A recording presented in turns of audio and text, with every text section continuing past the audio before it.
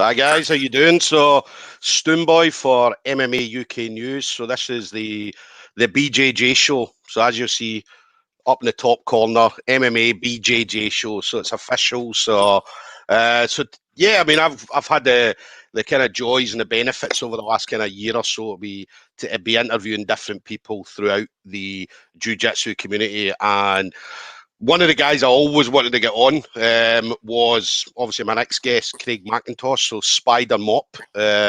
Mop has, for Scottish Jiu-Jitsu, well, he's done a lot. I mean, we're going to hear about, obviously, his kind of journey and stuff like that, but certainly in regards to Jiu-Jitsu, he's done quite a bit. He's got some of his belts, so he'll tilt the camera as we go through, so we'll get to see some of his belts and stuff like that he's won throughout his time. So again, we'll hear a lot about that. So yeah, Mop's been one of the guys who has been doing it at a kind of high level for a number of years. Definitely one of the guys that a lot of people look up to, and obviously excited to see about things that he's doing. So, Mop, it's an absolute pleasure to have you on. How you doing, brother? You good? I'm good, mate. Thanks very much for having me on. Not a problem, not a problem. So, we'll obviously kick off with the talking point. Everybody's talking about the lockdown, all right? Mm-hmm. So the coronavirus. So in regards to yourself, obviously we know anybody that kind of follows Mop on Facebook will see things like your submission Sundays and stuff like that. So they're obviously quite popular, as there are a number of people on the mat. So how's obviously the last 6 or 7 months kind of been treating you then? It's not been ideal, obviously, missing out on a lot of the group sessions. That's been the worst thing, because for me, the biggest thing with the group sessions is that I think it just helps a lot of people. See, humans need interaction, eh? It's just something that humans like. It definitely helps people's mental health a lot, interacting with different people, challenging themselves, meeting like-minded people and getting some hard training in. And you know what it's like, a lot of the time people are there as well for the social side of things, bumping into their pals and getting maybe a wee chat about the UFC, a wee chat about BJJ. And it's not just all about the training. The training's great, but it's also a bit of learning, a bit of improving yourself, challenging yourself, all the different things that are attached to martial arts. Yeah, definitely. So what about you then in regards to training then? So I know obviously you've got the setup in your garage at home and stuff like that. Mm-hmm. So I know you've been managing to get some training. So how's your own training going? How have you managed to go with that? It started really, really well, actually. And as soon as I got put on furlough at my old job, I decided to myself that I was going to try and get in the best shape of my life. So I'd always been hindered by having to work a full-time job and saying to myself, well, I always wondered in my head what sort of shape could I get and how fit could I get, etc. How well could I do if I was to be able to train properly. So I started training like as hard as I possibly could. I didn't really set myself any time scale. I just thought anytime I feel like I've got energy to train, I'm going to train. So I was training 2-3 times a day. And I'd been doing some PTs and stuff in my garage. So I was also doing, anytime somebody had a circuit in the PT, I would just join in and jump in and do that as well. So sometimes I was getting maybe 4 or 5 extra circuits in, as well as my own 2-3 sessions a day. And I was lucky enough that, I had a lot of people that were willing to keep. At first, there was nobody, do you know what I mean? When it was really strict at first, I was just no training at all, no doing anything, just my own stuff. But then eventually things started to loosen up and whatnot. I had a lot of people travelling, coming to train with me, and I had the the benefit of getting loads of different really good high level training partners, which was brilliant. It was fun. So for me, I felt like I got in the best shape of my life. Right, and what ended up happening, I was training for a fight. The fight never happened. It turned out the opponent that I was meant to get, he wasn't getting in the country. I was offered a replacement, but it turned out they weren't going to give me a purse either for that. So it started to become not really too much point in going ahead with it. And then I done the next. I basically done the training session after I would have, which would have been my last training session, and I injured my shoulder on that day. So, which was shit. So I'm still in a position now that I'm not really able to train properly at all. That's been 2 months. I've tried different physios, chiropractors, all different types of therapies, and I've been able to get it fixed for like temporarily, but then the next day it just resets and goes exactly back to how it was. So that's my ideal. But I mean, I've functioned with it for a while. So shoulder's a horrible one. I mean, anybody that said I've ever had a shoulder, any kind of shoulder injury, it can be an absolute nightmare. And as you said, it could be Do you know what I mean? It puts you out for a while. It puts you out for a good while. So, so what about, you mentioned obviously you're getting some kind of treatment for it. So what's your kind of main treatment? What do you do when it's something like that happens for you? So, I mean, I went to the NHS at first. I tried like their A&E departments and whatnot, and they were all right, but they were just kind of, they actually, I managed to get an X-ray at them on both, and they were saying there was some bone fragments floating about in my elbow. Seems like Yeah. there's some issue with the shoulder that they said they didn't really explain it very well what was wrong, but they referred me to like their NHS physio, who obviously they can't see at the moment, so it's just video, whatever you want to call it, video consultations, and then Yeah. they were just giving me stretches and stuff like that to do. But every physio that I've physically seen or chiropractor, they can tell that there's something seriously wrong. My movement's really restricted. I've pretty much just in pain all day, every day now, to the point where I wake up, I'm in agony, and then it gets slightly less painful as the day goes on. But Yeah. But you know what? That's part of life. I've been lucky with injuries. I've been competing and training for 11 years, and I've not really ever had any bad injuries. So I was probably due one anyway. I like how you say that. I was due one. So, but yeah, I mean, injuries come. It happens to everybody. So There's no. You can if you're being honest with yourself, you can always find a way to work around it. So I can still run. I can still kick fuck out pads. I can still do other things. Do you know what I mean? So I can either mope about and feel sorry for myself, or I can do something about it. So I'm going to choose to do something about it. Definitely. And A&E is a funny one, because obviously I've been at A&E a few times, obviously myself and my boy, and whenever you go in and they ask you how you did it, and you're like, well, I was doing jiu-jitsu, and a lot of the times they'll ask, well, what was that, and what were you doing, and things like that. So what was, I always find it funny, because whenever you mention anything about fighting or combat sports and stuff like that, they kind of give you that look as if to say, oh my God, here we go. So how did they treat you when you went? What was the reaction when you went in? I've had that a bunch of times when I've been there. They didn't really seem too much interested when they realise that a lot of the things you're doing are self-inflicted. But at the same time, it's a big part of people's life. I don't think they shouldn't really be judging you like that, because there's a lot of people that are also going in there that, like, if you looked at the people that are in A&E, a lot of the people it's going to be through alcohol, it's going to be through drug taking, it's going to be through other things. So they kind of look down on somebody because they're doing a combat sport. Do you know what I mean? It does seem a wee bit off that they would do that, because at the end of the day, you have to treat everybody equally. You know, you'd still treat a heroin addict if they were, you know, if for a self-inflicted injury, you'd still treat a person. So it's like, well, it's something that you like to do that makes you feel better. So whether it can be harmful to your body or not, it's you know, it's part of the job. So that's it. And Definitely. you know, you pay tax, you pay your other things, so you should have the right to be looked after like everybody else. Definitely. And then for you then, so where did it all begin for you? So obviously you mentioned you've been training for 11 years. So how and when did it all begin for you? So I like talking about the start of my journey, because it was like that one, James. I like talking about the start of my process, my journey throughout the martial arts career, because when I first started, what it was I started with Josh Gavin's gym. Okay. And it was amazing, to be honest. When I first went in, I'd been in a lot of trouble in my life. I'd been in a lot of fights and stuff like that. I'd been in a lot of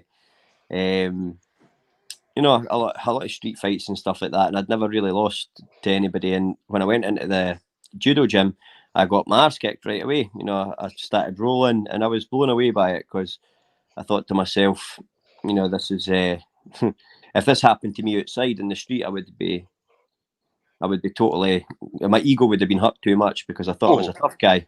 And it turned out I wasn't. So, you know, all these wee old men and stuff were just ragdolling me about the place.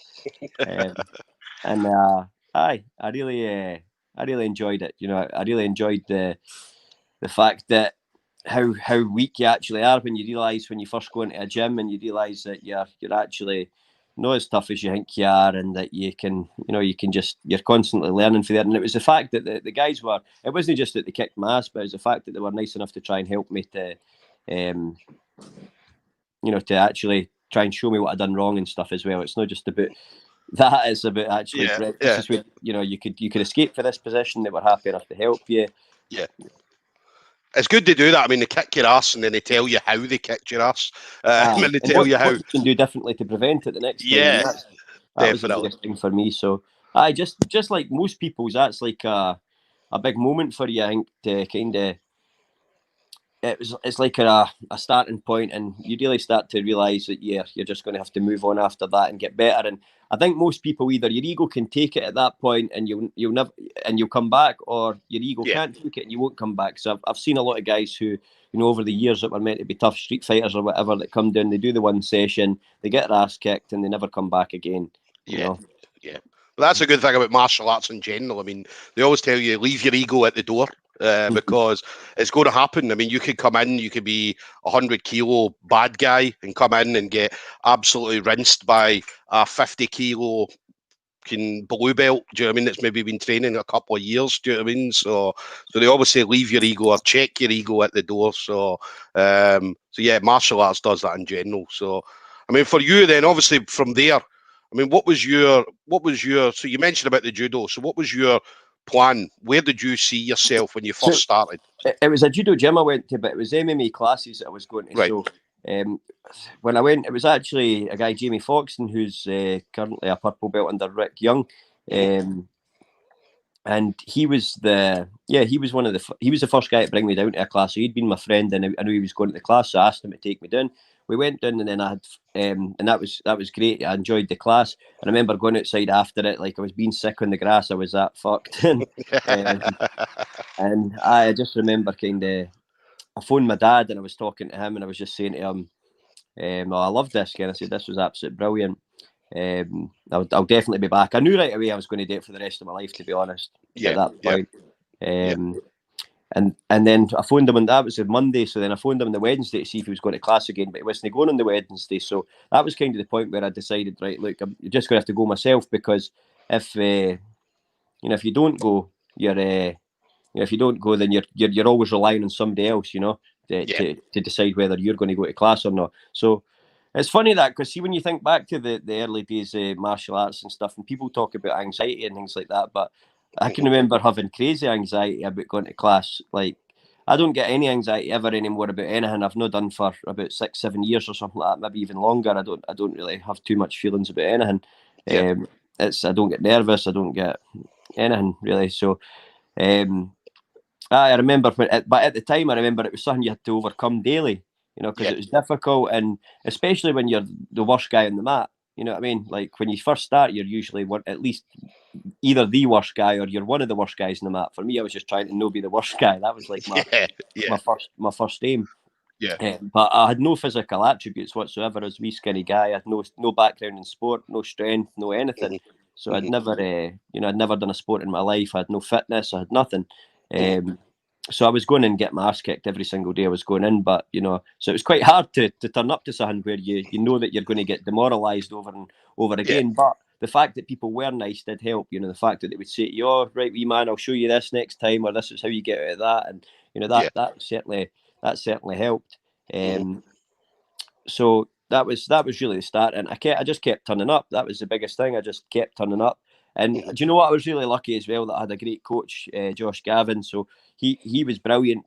And I think he must have seen him, even though I wasn't very good at first. He must have seen something in me, because I would always give me a wee text if I missed class, like what was up the night. And it was good, because if your excuse wasn't a real, if it wasn't a real excuse, you were getting called on it.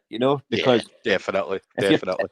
And that's fine, because if my goal was to be good at it, so if your goal is to be good at it, you've got to be honest with yourself. And there's all these wee things that happen to you as you start training, and you through the years, where you've got to be really honest with yourself. And if you're not, at any time, if you stop being honest with yourself, it will catch you up, and it'll expose you, your weaknesses.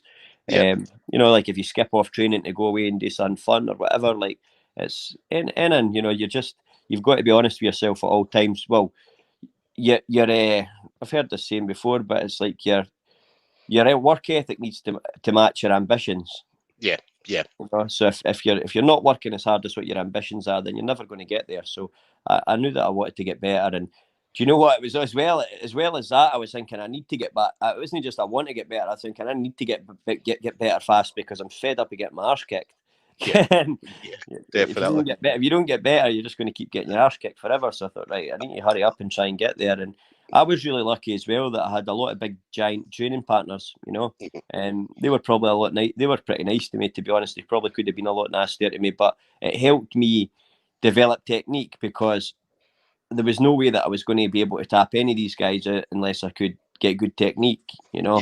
Yeah. So I had to try and develop good technique and work out strategies for being able to deal with larger opponents that were much physically stronger than you. Yeah. So I just over the years, I just loved it straight away for the start, and kept trying to grow, kept trying to learn, and just trying to threw myself into competition quite early. And my goal wasn't really to fight, but then once I got asked to fight, I thought, "Aye, fuck it, if you think enough of me to fight, I'll definitely fight." And then I wasn't very good at it, to be honest. I wasn't very good at MMA when I first started. I probably had had an okay jab, I had a leg kick, and then I had an armbar. So I definitely was more natural at grappling than at striking when I first started. But I probably enjoyed the striking more than I enjoyed the grappling, which is weird. I just wasn't very good at it. So over the years, I just tried to get better at everything, and kept working hard and got into MMA fights. I lost my first fight by submission in like a minute to Paul Lopez. So I lost that first fight to him less than a minute. Got armbar triangled. That's the only time that I've tapped anybody in MMA. That was my first ever fight. So I went into that crazy confident, thinking I was thinking, for whatever reason in my head, I was just thinking I'm gonna smash this guy. I'm fucking gonna be the next big thing. You know what I mean? You're thinking all these things in your head, ultra supremely confident, and Right. I just got tapped right out in like under a minute. Do you know what I mean? So that was pretty devastating. And I don't think I've ever told this story as well, but something that happened no long after it actually was I got asked to fight him again on the Alaba show. So what ended up happening was I got asked to fight him. So I had a fight with him, and I lost. I got beaten a minute. I then got a match with Kevin Devine no long later, and I lost to him by decision. But that one was a wee bit different, because that was like a few weeks later, and that one was a wee bit different because I thought to myself, "Oh, I think I could have won that." You know what I mean? So that one definitely felt different. But when he beat me, I just felt like he was miles better than me at the time. The skill level was totally different. Now, Robert Whiteford was part of the same team at the time, and I never really found this out till later on, but I got asked to fight Paul Lopez again.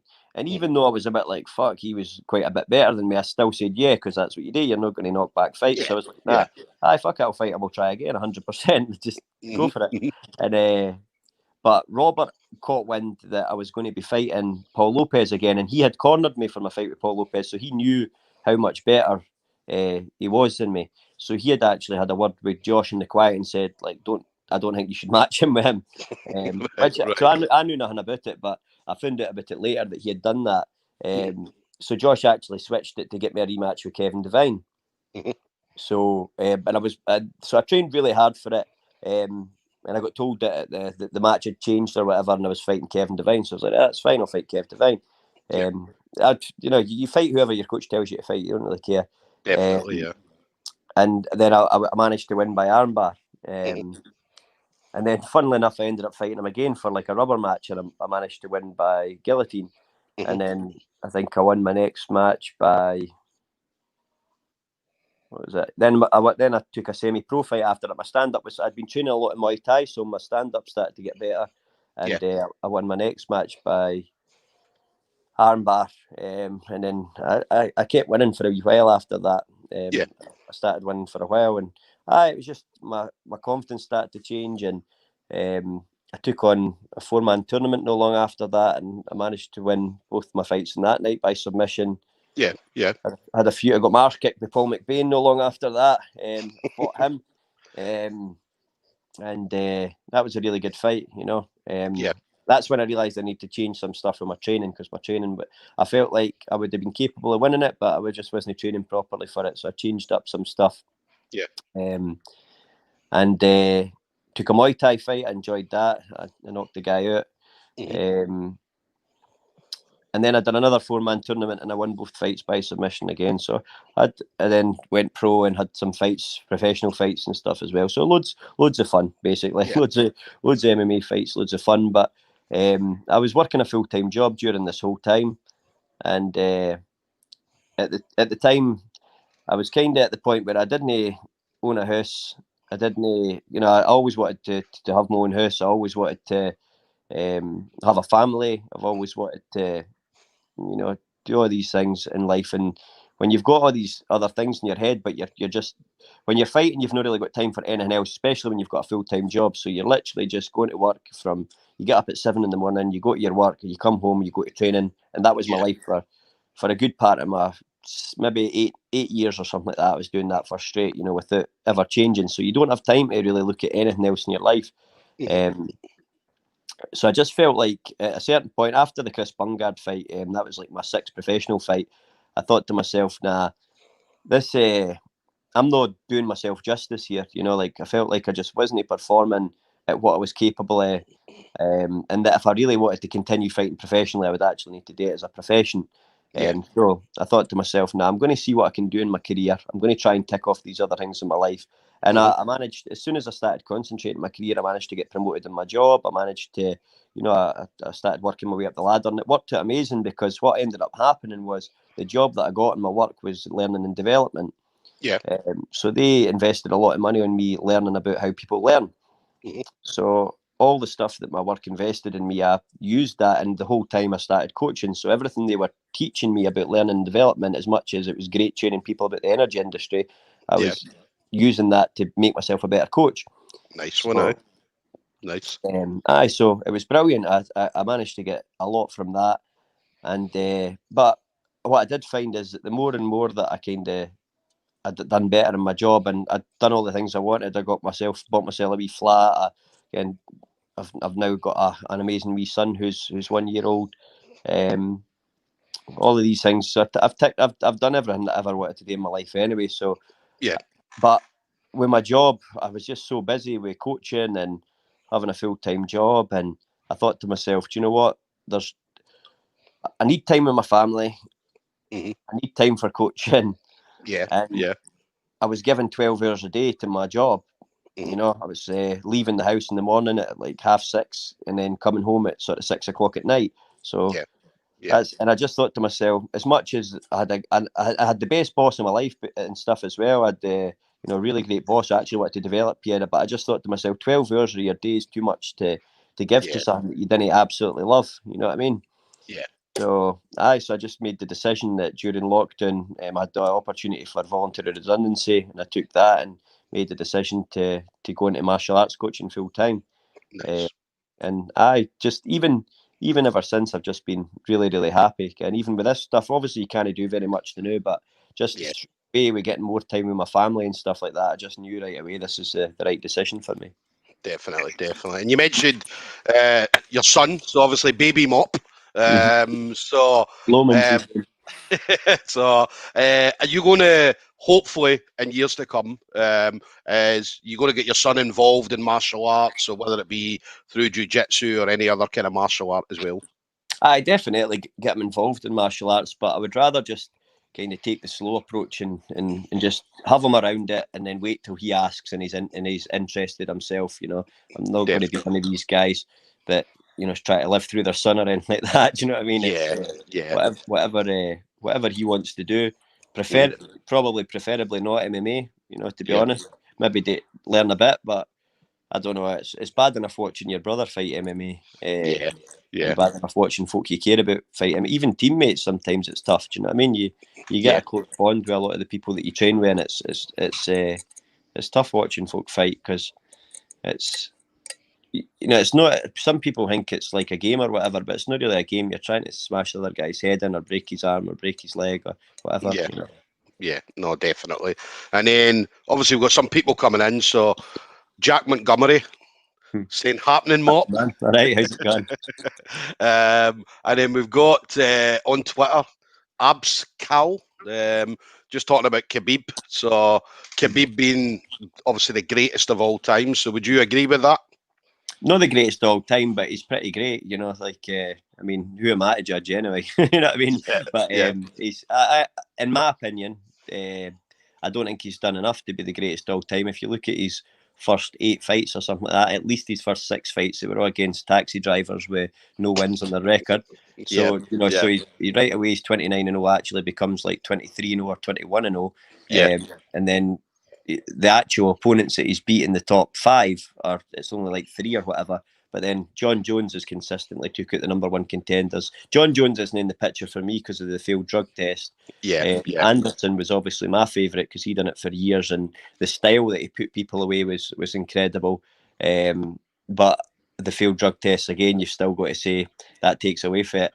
And then GSP, when you look at GSP, though, I think GSP's got to go down as the GOAT because 2 losses, and both losses that he's ever had, he's avenged them both in the fashion that he lost. So for me, GSP, the way he carries himself, the way that he consistently was in top for years, the way that he won titles in 2 different weight classes, across different generations even, do you know what I mean? He was right at the start of the UFC and took that approach. So, you know, he had the right approach right for the start, and just the way that he approaches his training, he trains with the highest level experts in each discipline. The world, you know, you could probably put him into any individual martial art and he would do pretty well. Definitely. He was always learning as well, GSP. I mean, whenever you see him, he's always keen to learn. So rather than him going on and coaching on the mat, he loves sitting being a student. Because I remember watching him, he was at John Danaher, I was at Hensel Gracie's, and he was training with John Danaher, and he was just a student like me or you on the mat. And then you're thinking about, well, this guy's obviously a top UFC fighter, arguably potentially one of the greatest of all times, and here he is, just another student on the mat learning jiu-jitsu. So he's always keen to learn. And he's training, you see, he seems to be training with like Gordon Ryan and all those guys at the Danaher Death Squad. So he's putting himself right in fire all the time, even like this late in his career.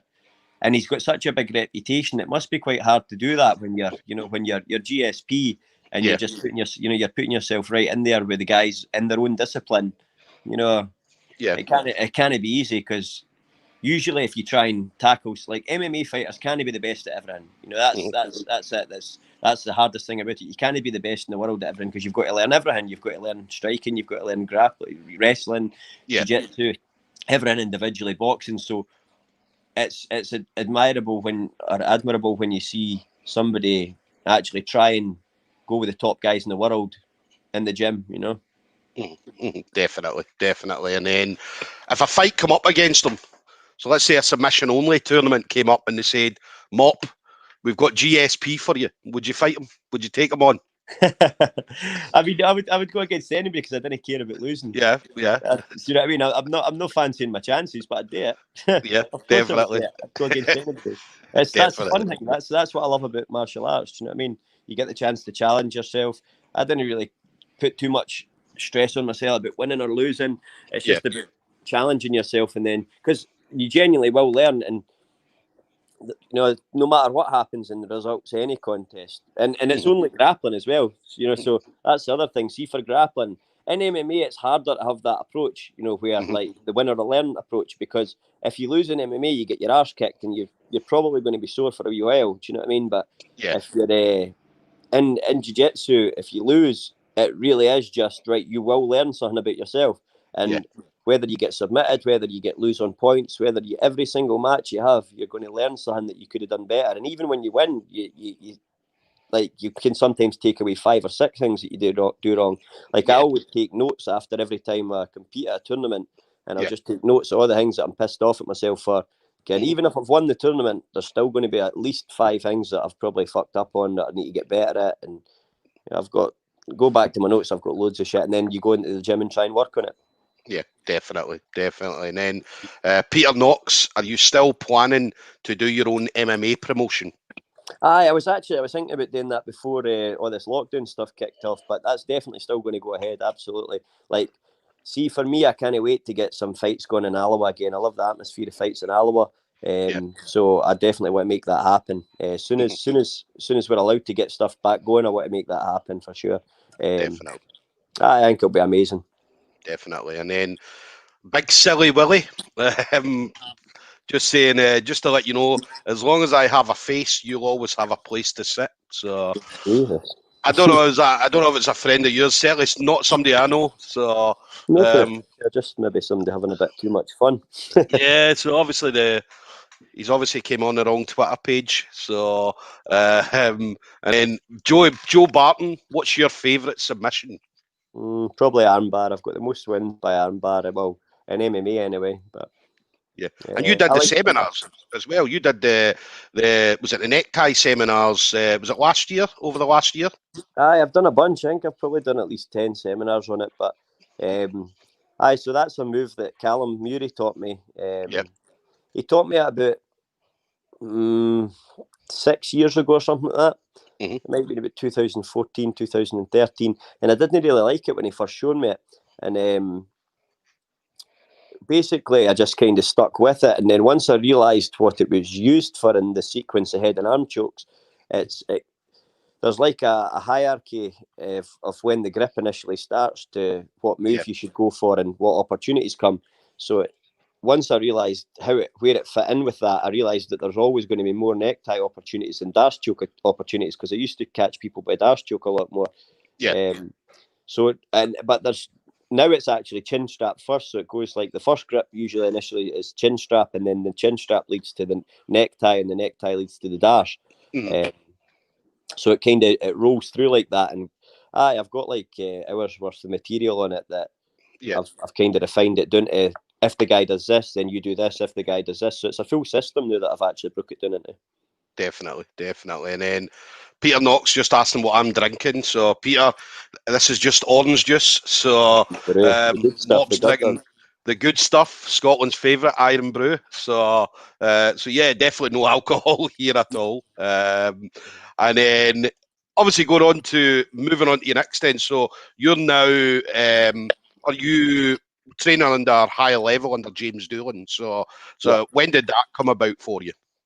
So I joined higher level in 2013. Prior to that, actually, because you were talking about, what training I'd done before that. So when I was training at Josh's, eventually I started kind of moving on to do different things. I was learning Muay Thai elsewhere, and I wanted to learn proper Brazilian Jiu-Jitsu.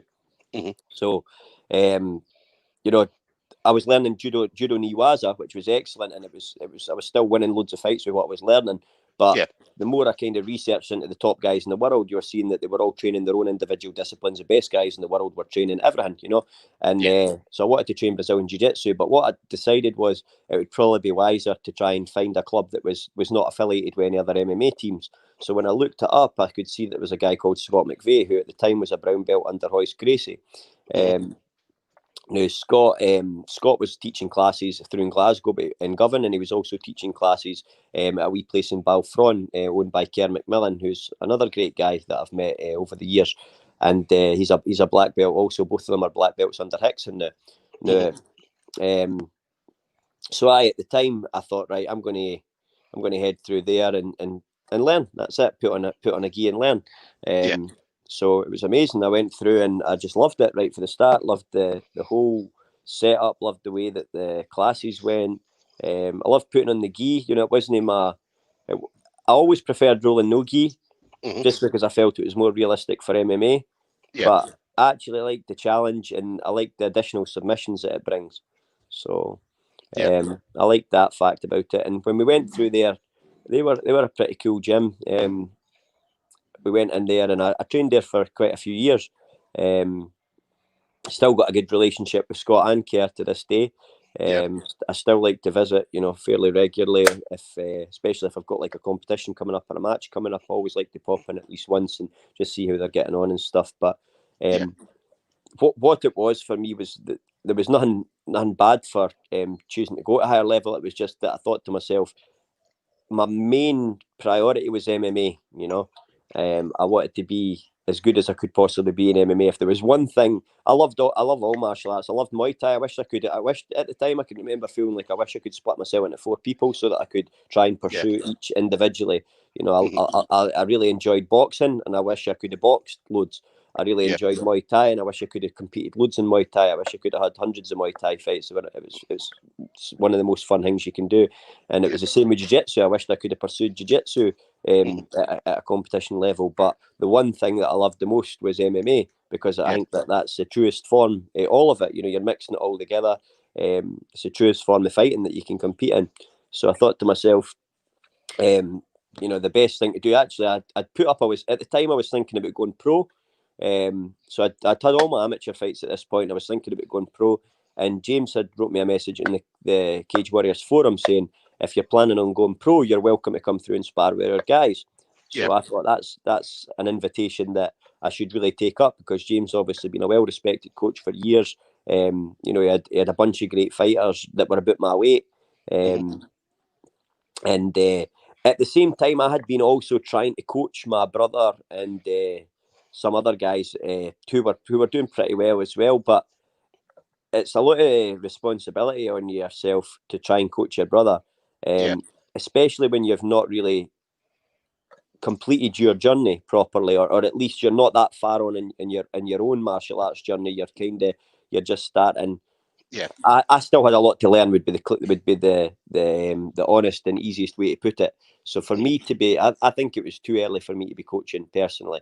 But I was trying to do the best I could, and I thought the right thing to do would be to get a good coach for my brother and the other guys that I was coaching. That would be the right thing to do at the time. So I spoke to James about it, and he was okay with us coming through. We started traveling through there, and I spoke to the guys that I was teaching in the class at the time, and I said, look, we're going to take a car through here to higher level. I think it will be beneficial if you guys want to come through with us. It'll work out really well. The guy's a great coach. There's loads of great guys for you to train with. And the most dedicated students, I offered them the chance to come through to us. So it was myself, it was my brother, it was young Coonley, and it was Jordan Struthers. And we all started travelling through a higher level to train, so that was brilliant. And it was just a much better, more organised kind of, for MMA. It was for me, I think at the time it was way above where everybody else in the country was in terms of structured training for MMA. The fence drills, the wrestling drills, the amount of different talent on the mats. And round about that exact same time, Danny Henry kind of moved to higher level, and also so did Stevie Ray. Stevie Ray was already there, actually. And obviously I'd been a big fan of Stevie Ray's fights for a while. I thought I'd seen what he'd done in the scene for a while. So it was just like I'm sure Danny came shortly after that, actually. So Stevie Ray was already there. They had Graham Turner, who was an amazing fighter and doesn't get enough credit for how good he is. One of Scotland's best. I think he's still Scotland's most experienced pro fighter. And Martin Delaney was there. Just a bunch of great fighters with a great coach. So and great coaches, actually, because one of the people that doesn't get talked about enough is Danny Gray. Who's the higher level, another one of the higher level jiu-jitsu coaches, obviously James and Danny Gray. But Danny Gray is actually an unbelievable jiu-jitsu practitioner. I don't think he ever got a chance to show what he could do in competition, but anybody that's ever been on a mat with him will know just how good he is. And not just in terms of his ability rolling, but in terms of his ability to explain things, break things down, study, different positions. Especially his gi stuff is unbelievable, like different lapel guard stuff and whatnot. He's excellent. So we went through there, and Danny was actually kind of funny. Was at first, because do you know what? I didn't understand at the time, but I totally understand it now. And he was just like, are you part of the team or not, sort of thing, and because we were only going through it first a few days a week. But I totally get it. Like, we were benefiting massively off coming through there, because we were learning all the stuff that was weak in my game, was getting strengthened through there, because they had the technique and I didn't have it. And so, I think you're owed loyalty for that. Do you know what I mean? And you need to show loyalty for somebody doing that for you, because I wouldn't be half the fighter I was. Yeah. In any aspect of martial arts, if it wasn't for going through there. James opened the door for me to do that, and so I've got to have loyalty for that, and respect for forever, as far as I'm concerned, because it's a big helping hand. And and not only that, but after that, I think my brother never lost a fight for about 12 fights or 11 fights or something after he went through and got coached for James. Coonley ended up a great fighter. Jordan Struthers ended up a great fighter. So that's all I really need to say too much about that. But shortly after everybody was having success, it wasn't, we were through there and we were saying to Callum as well. Callum's my best mate. I was saying to him, like, fucking the training through here is brilliant. You know what I mean? I was always on the phone to him after training. You need to get through and see this. It's brilliant, man. We're doing all these different drills, blah blah blah blah blah. And at the time, you're so excited about the training, and I'm still like that, to be honest. I love it, and I love martial arts. I love learning. I've never ever got bored just learning martial arts, and even anytime I'm through there now, I'm still like that. I love learning. So Callum came through shortly after that, and we were like the 5 that were always going through in the car. And that it was that way for several years, maybe 4 years or something like that straight, just driving through every night to train and learn. Yeah, definitely. And then Danny Brow, what's your ambition for your own MMA career now then? So how far do you want to take it? So I mean, are you still pursuing MMA? Because obviously I know you've moved over, you're doing a lot of submission grappling competitions, but is MMA still a focus for you? So I would say so. Like before I hurt my shoulder, I was pretty focused. I was in a good place where I was pretty focused. No, I'm not got any crazy goals in my head. Just want to enjoy a few more fights. That's it. I just want to enjoy a few more fights. Again, no crazy goals. I like fighting. I still feel like I've got a few more fights left in me. It's been a while now since I've fought, but again, I feel like now's the right time when I've got a lot more free time myself. I've got time to train properly.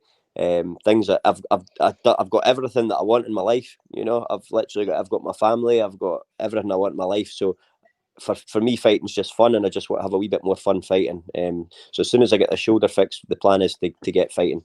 Definitely. And a couple of your boys are on giving you a hard time here, just in regards to some of the questions, but you probably expected some of this. So, so your brother, Stevie, just to let you know, so he's talking about to me, just to let you know, you'll be in for a long night, because once old Plainface gets started talking about MMA, there's no stopping him. So obviously Stevie, your brother, so I'm sure you'll take that up with him in the gym. So, Paul Davidson, he said, you've came a long way for walking the birds home from school. It was a tough call between gay and MMA at one stage. He loves you either way, though. So,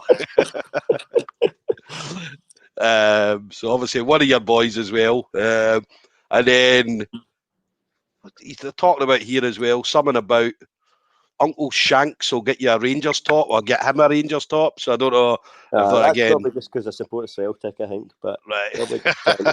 But I didn't really support Celtic, to be honest. I'm one of these crap supporters that like says that they support Celtic, but maybe been to about 5 games in my life. So football doesn't bother me too much, to be honest. I mean, support Celtic. That's a team that I like, but I'll tell you what, at least I don't chop and change. There's a lot of people that chop and change, but since I was born, I didn't care what people think. I just say, I support Celtic. That's it. Who cares?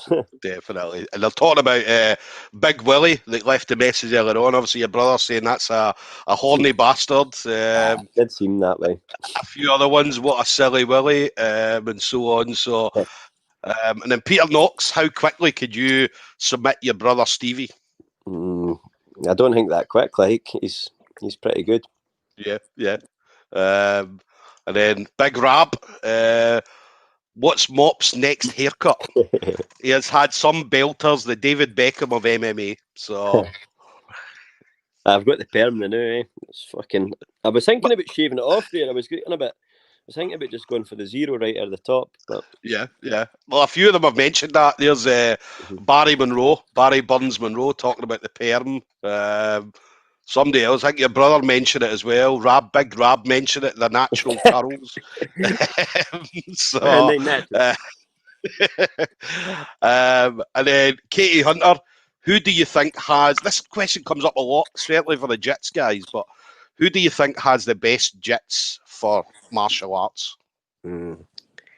So that's a funny question. We could get into a big long conversation about that, because Brazilian Jiu-Jitsu is probably what would be classed as the main thing that Brazilian Jiu-Jitsu brought to grappling was the guard game, the evolution of the guard game. So, and they refined a lot of techniques, and that then sort of sped up, obviously, grappling as a whole. But Yeah. I don't like to look at grappling that way. I like to think it as submission grappling as a whole art. So judo, wrestling, Brazilian jiu-jitsu, catch wrestling, all of these different arts combined. That's how I prefer to look at it, because I think that, and 10th Planet is also like I think that's a variation of jiu-jitsu as well. You know, it's not the traditional way that people are taught Brazilian jiu-jitsu. Yeah. So I think that anytime you close your eyes to anything, you're doing yourself a disservice. So I think that you have to take all aspects of grappling and then, you know, look at what's going to be the strongest. And if you look at what's going to be the strongest, it's probably Khabib. Yeah. You know, because for real fighting, I don't see many guys going to be submitting him, but it would be interesting. But then if you look at the best grapplers in the world, what's their styles like? And a lot of these guys nowadays are mostly top heavy. Craig Jones is probably only the exception, but most guys are now wrestling. You know, if you look at the best nogi grapplers in the world now, most of them have got good wrestling. Most of them have got good judo. I mean, they've got good everything, but they've also got good leg lock games. But more often than not, they're probably putting pressure on and applying it for top. Yeah, definitely. And then Stevie's talking about something about you owe him dupe. So that reminds me, you still owe, is it Stevie dupe? I don't know, talking about some aftershave or whatever. And Can you then remember the dupe? I remember that, mate. I still wear dupe, man. Do you know what I mean? Dupe's still legendary, man. Obviously, it's went from the pink dupe to the green and the blue dupe now. Do you know what I mean? So I think it's actually cheaper now for the dupe too. It used to be.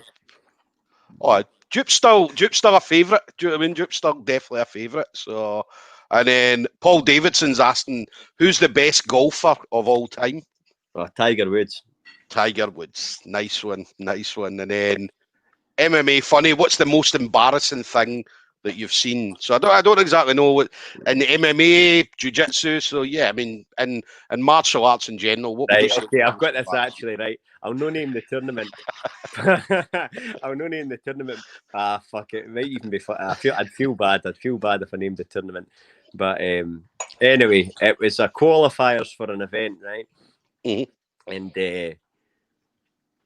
fucking one of the guys lost. Right, he was winning. He was winning the match, and he lost. And he obviously cared about it a lot, which is fine. But his bird was trying to comfort him after it. So he's sitting greeting, right? He's sitting greeting because he's lost the match, the guy, and he's going, oh, fucking oh. And his bird's tried to fucking like pat him on the shoulder. It's all right, baby. And he's went, get off me! And I just thought, fucking hell, man. Yeah. Like, nobody likes to lose, but that's a bit of a redneck. Yeah. I've seen a few things like that. I have seen a few. Do you know what I mean? It's the emotions of competition on the day. He took it out of his bird. How could you do that? Oh no, mate! I don't take my missus to any competitions at all, man. Because my missus, I remember she came to one comp, which was the Scottish. I was fighting Big Martin Smith, and my missus was there. Has absolutely no idea about jiu-jitsu, and she's there shouting, "Do this, do that." I'm thinking, and she was the only person I could hear, because obviously, normally, you know yourself. Normally, you're there, you can hear your coach, but she was the only person that I can hear. Do you know what I mean? And I was thinking, she's giving me absolutely no sensible instructions whatsoever. She's just shouting, "Do this, do that." So yeah, I don't take my missus at all usually. So I think she's probably been at a couple, but nah, she stays at home. Definitely stays it's at probably home. For the best, eh? Yes. So, and then Kieran Reid coming in saying the journey never ends. Mop, respect the journey. Oh, it's my brother. Thank you. And then Rab Truesdale. Mop, I've asked Murray, and he said that you're good to give me a no-gi brown.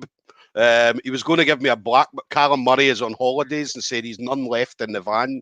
So you're good to give me the brown until he gets back. Sorry, it's got to be the master that gives you that. Master Thunder. It's only masters that can give you that. And then Peter Knox talking about Stevie Ray, the Scottish GOAT. So definitely. Definitely, Stevie Ray. For me, is like I think he's what he done in the toughest division in the UFC is fucking unbelievable. Aye, for me, for sure. It's a shame. Obviously, seeing him retire. Obviously, I understood his reasons for retiring. So, but it's a shame. Obviously, I think it's great. He's went out on top. He's beat an amazing fighter. Yeah.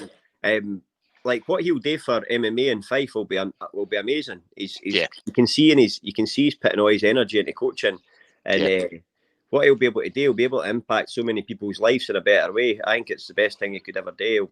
People will just he'll change people's lives, through in Fife, and there's to have that level of talent and skill and knowledge and experience in your area. Yeah, it's amazing, because I know how hard it was to get information when I was starting it. Mhm. And even to find an MMA fighter that had a professional fight was difficult. That had even a basic understanding of each aspect to mixed martial arts. It was difficult to find. So you had to travel for hours almost every night just to find somebody who really knew about Muay Thai, to really really knew about Brazilian Jiu-Jitsu, fucking to even have a rough understanding of wrestling, because it's hard even in Scotland to find that. Do you know what I mean? You've got guys like Kieran Malone and stuff like that, but there's not a massive pool of people that can teach wrestling well. And then you've got to think of the caged wrestling aspect, which is a completely separate game. That's still, even to this day, there's a lot of clubs that don't have that don't have a full understanding of cage wrestling and how that works. So they're going to have all of that in one guy, and they can just pick his brain as much as they want. Yeah, definitely. And that's the good thing about now. See, now obviously because as you mentioned, obviously a number of years ago, I mean, it was hard to find certain people to train with for certain disciplines and stuff like that. Whereas now, I mean, you put a post out, a big Rab was looking for training partners, and then a number of people stood up and said, listen, we'll come through. Do you know what I mean? So obviously now it's so much better than what it was maybe 5-10 years ago. So and as you said, you've got people that you can message and stuff like that, because you're one of the people. I mean, I've spoke to you a number of times back and forward on Messenger and stuff like that, and I've done the same with many other people as well. Do you know what I mean? And so it's good now than what it was then. So you feel that be the same for you? I would say so. I definitely, and not even just for that, but like the amount of tutorials and stuff that are available. If you really want information, see if you've got, like with that BJJ Fanatics, I only really got opened up to that in lockdown. Before that I was just going with everything I'd learned face to face. But now you can learn from the best coaches in the world at certain positions that's actually their go-to moves that they're winning ADCC medals with, and you can literally learn the techniques that they're winning these medals with. And just any details you want, you can now actually find, and it's brilliant. I wish that shit was available, 10 when years we were ago. coming through. Yeah, definitely. So BJJ Fanatics is brilliant, because not even can you see the videos, you can actually ask the person, whether it be Gordon Ryan or John, whoever puts the video out, because they're on that group as well. So you can ask them, well, when you did this or when you did that. Normally it's funny, you look at some of the comments on it, and normally it's if somebody's slagging off Gordon Ryan will come on and start slagging them back. Do you know what I mean? So sometimes some of the shit you see on that page, though, it feels a lot to me like it's people just looking to say, I'm pals with Gordon Ryan, or I spoke to Gordon Ryan on the internet, or I got a like off Gordon Ryan. It's fucking desperate. Wasted energy. Yeah, definitely. And then Peter Knox is saying, are you going to sing us a song? Because Callum did when he was on with Katie recently. So I'm not going to let you do that. I'm not going to let you do that. So definitely not. So Callum, it was me that stopped him. I'm not going to let him sing on this show. Definitely not. So funny as well. And then Kieran Reid, question for Mop: Who done it? Who done a better number on Wes the Real Deal O'Neill, Stevie or Coonley? I don't know. It was both pretty nasty, like both pretty vicious. Yeah. Poor guy. And then Peter's just saying Wes nearly beat Stevie. And then Stevie coming in, Peter Knox had to go for the takedown early. So you look dangerous in the stand-up. Yeah. And then what about you then? Competitions? Because I know before we came on air, obviously you've got a wee cabinet behind you that's got some of your kind of trophies, some of your belts and stuff like that, your Naga belts and stuff like that. So what's obviously once we get out of lockdown, what's your vision then? What do you see yourself doing competition wise going forward? I don't really know, to be honest. I only actually started competing in jiu-jitsu just because I've always been a competitive person. I like to compete. I just enjoy it. I just feel like having goals helps me get better. See, if I've got a competition coming up, it'll force me to get a lot better. It'll make me just pay that extra bit of attention in training, just train that wee bit harder all the time, and it just kind of forces you to speed up your progress. So for me, I just think to myself, if I've got something in place, it helps me. But I only really done it because I wanted to feed my competitiveness when I stopped fighting MMA. And like for MMA, I kind of had to give it my 100% attention. But with jiu-jitsu, I was able to just do my tournaments without really training, to be honest. The majority of the things I won, I just was doing them with only training a few days a week, just rolling a couple of days a week, doing my submission Sunday. But outside of that, I wasn't doing that much, I was, training 3-4 days. But then when it started getting into sort of better level competition, then I realised, right, I'm going to probably have to start training quite hard for this because the guys are, getting to a pretty good level. So so that's been about. When did I start doing that? It's like 4 years of jiu-jitsu competition now, submission grappling stuff. But I'm just taking it match for match, to be honest. I just kind of just enjoying it. I've not really. I've got some. I mean, I've got some wee goals in my head that I'd like to do, but it's all just extra fun. I've already done a lot more than I ever thought I would anyway. So honestly, for me, all it like. Here's the thing. I done a Scottish grappling comp recently, right? And I had guys competing at it, and I missed 2 of their matches because I was competing on one. And I'll not be doing that again, to be honest. It doesn't mean a lot to me to win anymore. It doesn't mean a lot for me to win medals or any of this stuff. So for me, I care more about seeing my students win than I do care about winning myself. So for me, I would rather put my energy. That's my main focus more than anything. I want to just train good MMA fighters. I love seeing all my guys winning. I love seeing them doing well, getting better. It actually inspires me seeing how hard they train and seeing how much better they get so fast. And for me, I just want to coach my guys and get them better and better. When this shoulder's injured, when this shoulder gets better, I'll definitely be. I'm not saying I'm not going to compete. I'll definitely be competing. I'll be jumping in. I've got a couple of goals that I'd like to. I'll definitely be getting some of the IBJJF tournaments now that heel hooks are in. I'll get involved in some of them.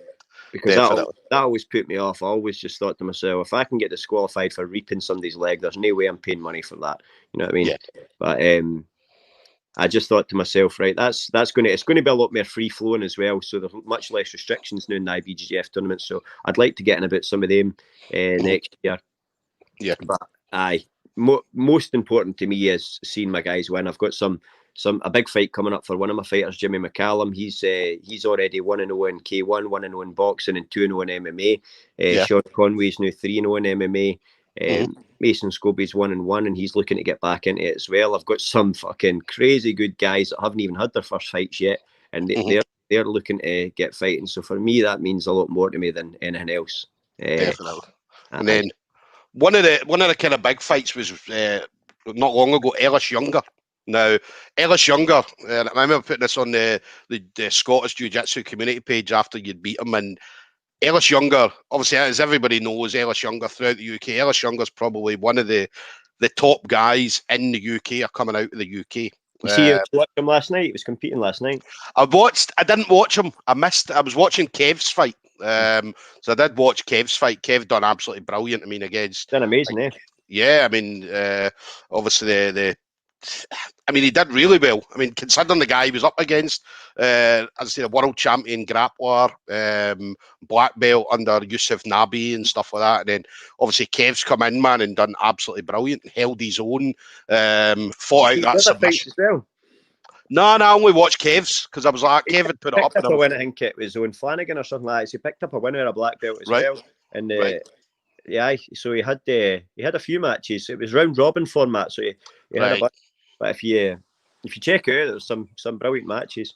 I'll need to watch that because I was watching the UFC because obviously we're doing the late show later on, so I had to kind of. Well, I don't really know much about MMA other than watching it as a fan, right? So I've never been, and then obviously they asked me to do the late show tonight with obviously Katie Hunter and Peter Knox and so on. So I thought, listen, I better watch it just to pick up something off it. Do you know what I mean? So I managed to catch one of Kev's fights, but then obviously in regards to you and Ellis Younger, there, I mean. How was that? So how was that feeling when you beat him? He was my first loss when I started grappling because one of the first the first tournament I done when I decided to start putting my energy into grappling when I was fighting MMA was a tournament. It was like an 8-man in Scotland, and Gregor's won it. Remember Gregor's, who's really good with Polish lad, was really good with leg locks for the grip. So. My first match I won by heel hook. My second match I lost to Ellis. I got submitted. Angle armbar.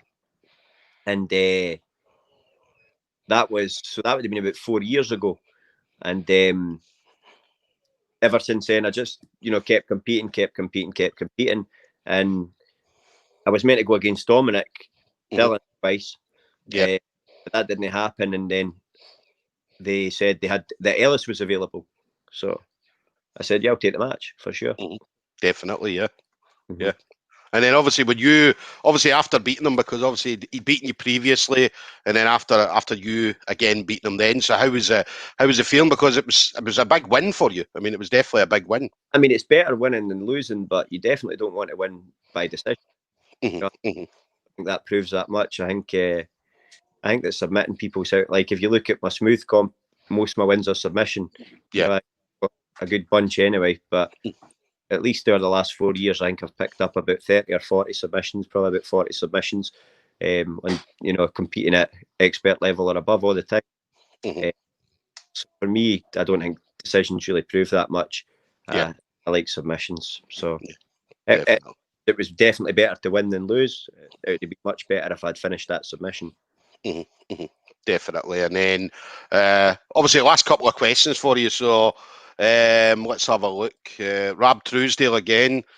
All the gypsies will be descending on Fife right now with their swag bags full of fake gold to learn MMA. So, and then MMA UK news. If you could change one rule in MMA, what would you change?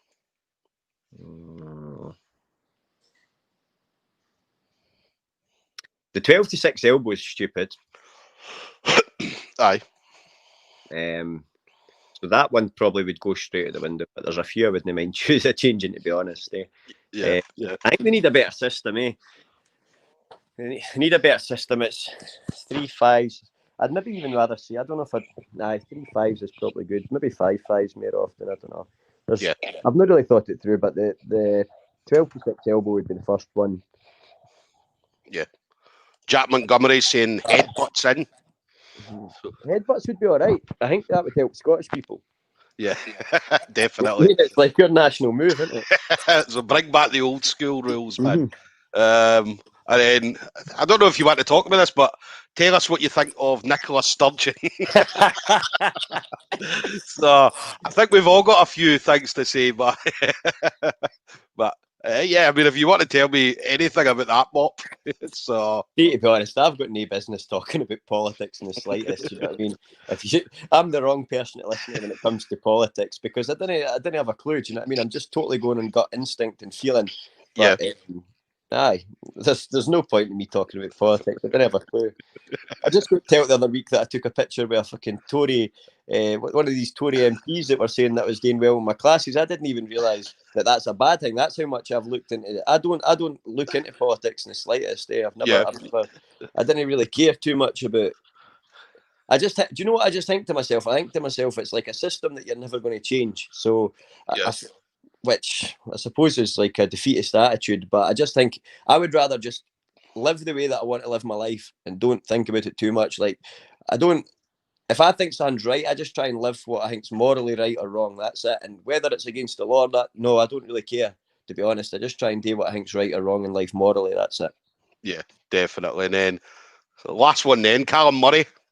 He said he wants to hear a bit of Fisherman Blues or That's Life. He says this is as close as you'll get to karaoke just now. So, but no, definitely not. We're not going to let you do that, Mop. So don't worry about that, buddy. So last thing for you, Mop. Anything you want to say? Anybody you want to thank? Obviously, it's been a great journey for you. I mean, it's been a fantastic journey. It's been great for obviously people like me watching, coming up as well, having somebody to kind of look up to. So yeah, anybody you want to thank as you go through.